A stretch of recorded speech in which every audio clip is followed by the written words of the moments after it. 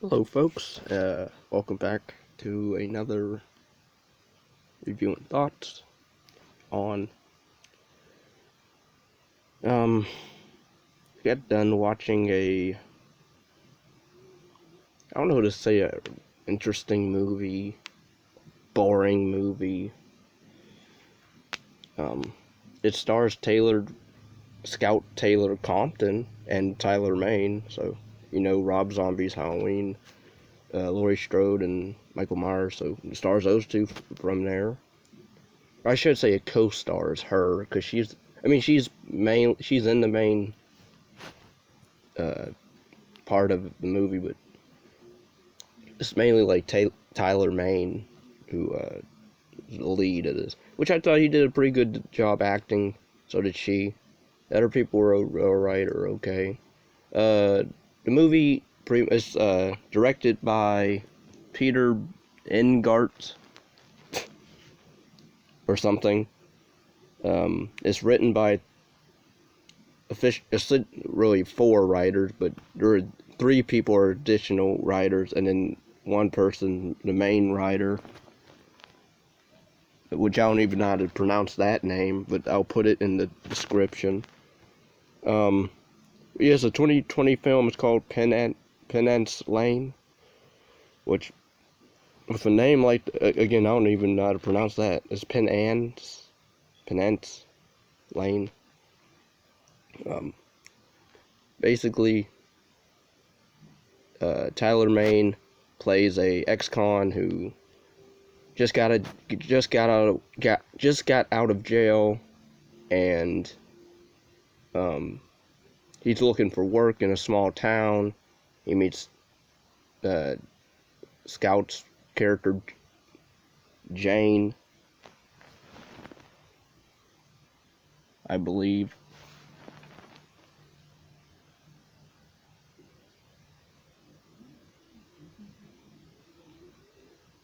Oh no, I'm sorry. Sharrieff. It's Sharrieff. Scout Taylor-Compton plays Sharrieff. Tyler Mane plays Crimson Matthews, which an interesting name. We also have Booker T for a cameo in this film. Believe it or not, he actually has like a small little role at the very beginning of prologue, where I guess him and his brother are with this group of guys who basically they're trying to hide the money from I don't know who, but they like burst in this house, and at first I thought maybe they were good guys. I don't know why, because the one guy's wearing like a military coat, so I thought maybe he's in the military or they're like on a mission or something. I don't know. But then like they're like hide the money, and then this movie at first I thought it was a supernatural movie, but it's not. I swear, like the first kill or whatever, there's shots where you would think it is supernatural, but you find out basically in this prologue with Booker T, his posse gets killed, and then he gets I guess kind of framed or he decides to put himself in jail because you don't really know how to explain what happened. So then he meets Tyler Mane's character, Crimson. So Crimson is friends with Booker T's character in the joint. Pretty much when he gets out, he made a deal with him when he gets out to go to that house where everything went down to find the money and find out what happened to his brother. So he does that. He ends up going to that house. He gets a job to clean there with the pastor. So you find out he's the head of what's going on, along with the sheriff, and apparently the son of the sheriff. So it pulled the Texas Chainsaw 3D twist with the sheriff and the son, which I would say that's a better movie than this. I actually don't mind that movie, but all aside, the stuff that I like about the movie, I guess sort of Tyler Mane's character, as in like he just got out of jail. He's trying to do right, sorta. He's really just trying to get to that house where everything went down to find the money, get the money, and then I guess wait for Booker T's character to get out whenever he does, and also find out what happened there, or to kill what killed his brother there. You sort of think he's a bad guy at the end because like he ends up leaving Scout's character, but then he comes back for her, of course, and then I guess these townspeople, I guess they're in on it apparently, or some of them anyway, because like during the finale of the movie, like the sheriff calls his son and he's like, call everyone, get everyone over. At first I thought he meant the station, but no, it's literally 10 townspeople come over to this one house that the sheriff calls them all at, and they're all just standing outside. It's like, aren't you gonna, like, I don't know, Freddy Krueger this, and we're gonna go in there and vigilante this guy. But no, they just all stand out there like with bats and hammers and sledgehammers, and the son's like leading it, and then he dies because Taylor-Compton pretty much outs him. Granted, because he, oh yeah, and anyway, the twist of the movie, the twist.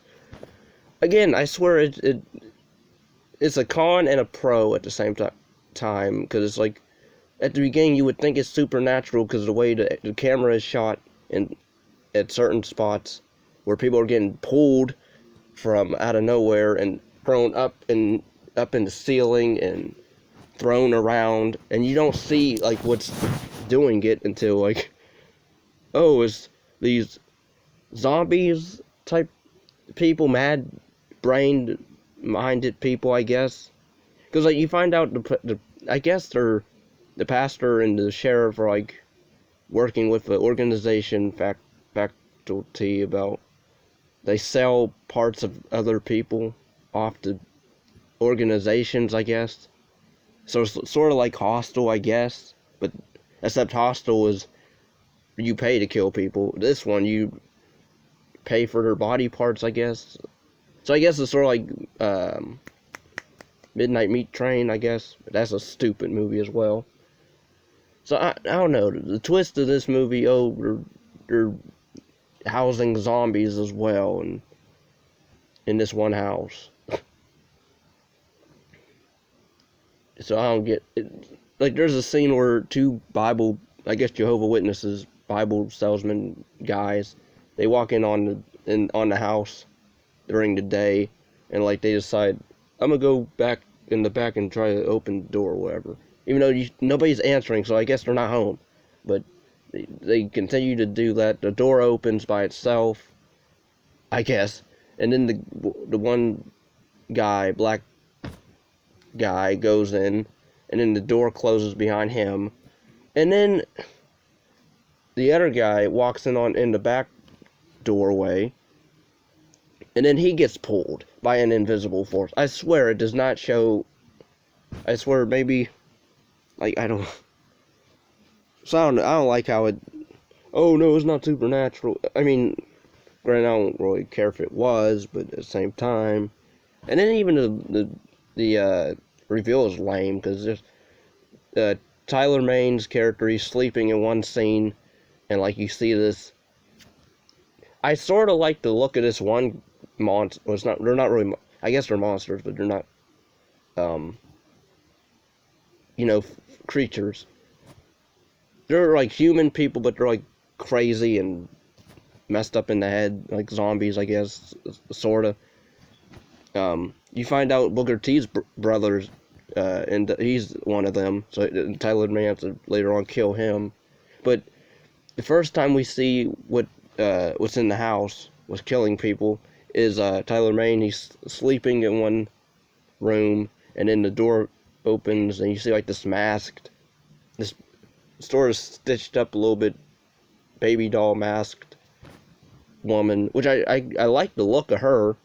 I wouldn't have minded if like the movie was focused on her. Maybe she's doing stuff. And at first, they delve into this background on this one character, this one homeless guy who's like a little mentally off, like about his wife. She died, and like I forget what business he ran, or I think it was mail. I swear they said something about mail office or post office that he used to own or work at, and that didn't go well, and that shut down, and then he lost his mind when his wife died. At first I thought maybe it was her, but then I'm thinking he's like way too old to be with whoever that is. But we don't never see her face, but at the same time her body looks a little early 20s or whatever. But like she was pretty young to be with that guy, so. But nonetheless, but yeah, we don't really know who that is, unless they might have said his wife's name. They call the baby doll killer Precious at one point, so but they don't specify. I can't remember if that was his wife's name or not. And then I think they had children, or I believe they had children, because then the masked lady, she's wearing like a necklace with a picture of a baby, and then another picture on the other side of a girl, and we see that little girl with another family standing outside, and then they just walk away as if. So what? Does she know her? Is she related to her? Is that her mom, maybe? And maybe, see, they don't answer some stuff in this movie, which I don't like. I guess that's what happens when you have 4 people writing, or one person, then 3 others decide to help write. But yeah, and there's really there's no gore in this movie. It's rated R, and it's like, I mean, there's, like Tyler Mane stabs this one big monster guy, big bulky guy, sorta a little bit, stabs him a few times. A little blood there, I guess. There's blood on the floor.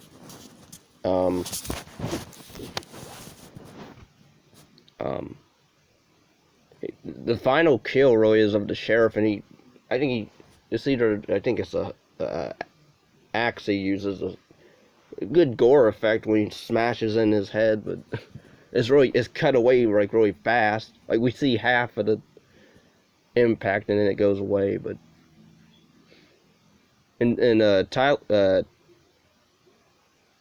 Scout's character Sharrieff and her mom, who's I don't know how old this woman is.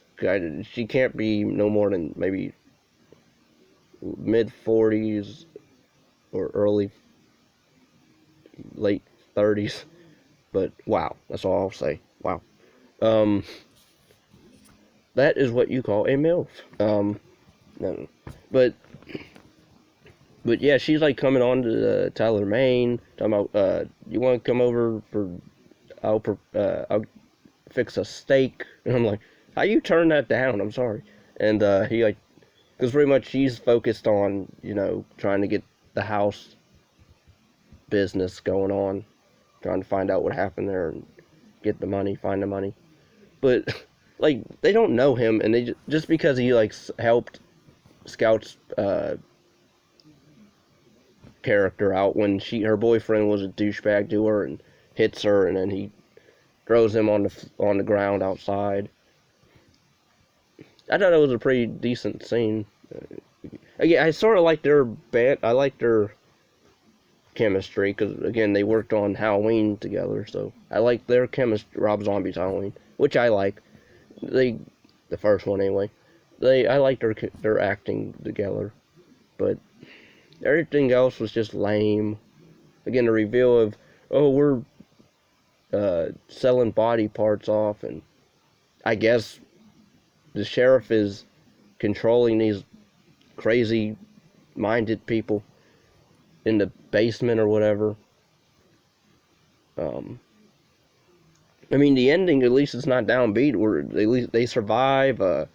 I guess my mom sold me out, so, yeah, because the mom's in on it too, so she ends up letting them take her back to the house. I'm like, what? Wait a minute, why are you? And the sheriff's like, how you think stuff gets? How you think you can afford this place? And so I guess the mom's been whatever with the sheriff. I mean, I don't blame him, but I mean, look at her, but the mom's a douchebag, just as bad as our townspeople. We get a. It's implied that we also get Dallas Diamond Page. He's also a cameo later on. He's friends with Tyler Maine's character. Where I guess they're bike brothers. I guess they're a gang of bikers. So at the end he drives off, I guess, to join them. So, but he gives the money to Scout, and she goes off wherever. I sort of like that ending where they're going their separate ways. But I would have liked if they did just stay together, be a duo. I don't know. It's really a reunion of Michael Myers and Laurie Strode. But she found the good in him and fixed him, and wow. I don't know. This movie, maybe some people will like it. Maybe some people do like it. I don't know. But I will warn you, it's not gory. Like, it's not really scary. The guy that plays the sheriff, I know him from other shows or movies. I can't think of what character I know, what movies I know him from, or shows. But yeah, anyway, this movie is just okay. It's a time waster. Really, I was bored watching it. I mean, stuff happens, but it's kind of really generic to me. Yeah. Comment below if you saw the movie or if you liked it, or also you can join my Patreon. It's the link will be down below. If you want to request a movie review and my thoughts on a movie review or commentary on a movie, PayPal or Patreon. I also have a BitChute channel that will be down below. I have Instagram that will be down below. Pretty much all my media stuff will be down below. But yeah, that is, again, my thoughts on it is just time waster, not scary, not, I mean, I like Scout Taylor-Compton, but she's kind of good in anything. She does horror. Tyler Maine, I can see why people would be intimidated by him. He's like a tower. So yeah. And I liked how he played Michael Myers anyway. But I know, I liked his version. Anyway, yeah. Like, comment, subscribe, share. Peace and love.